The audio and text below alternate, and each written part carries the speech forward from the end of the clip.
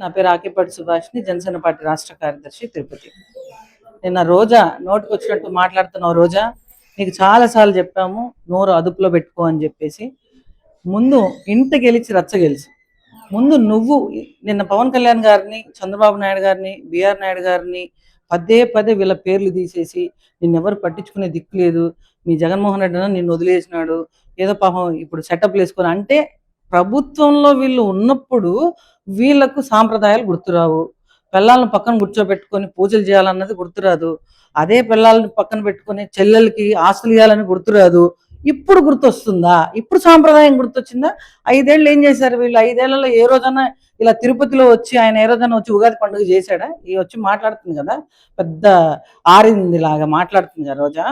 నువ్వు ఏం చేసావని చెప్పి మాట్లాడుతున్నావు? పోనీ నువ్వు నీ మొగుడితో పూజ చేసావా?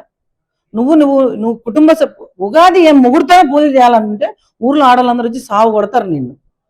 ఉగాది పండుగ ఇంట్లో కుటుంబ సమేతంగా చేసుకోవచ్చు. భర్తలు కొంచెం దూరంగా ఉంటారు, మీ ఆయన కూడా ఎక్కడో ఉంటాడు. దాని గురించి మేము మాట్లాడడం, మమ్మల్ని కలబెట్టి నువ్వు మాట్లాడడం వల్ల ఈ రోజు కూడా మీ ఆయన మాట్లాడాల్సి వచ్చింది. మేము అర్థమైందా? అడ్డగాడిద రోజా, నోరు అదుపులో పెట్టుకుంటే ఇలాంటివి మనకు ఉండవు.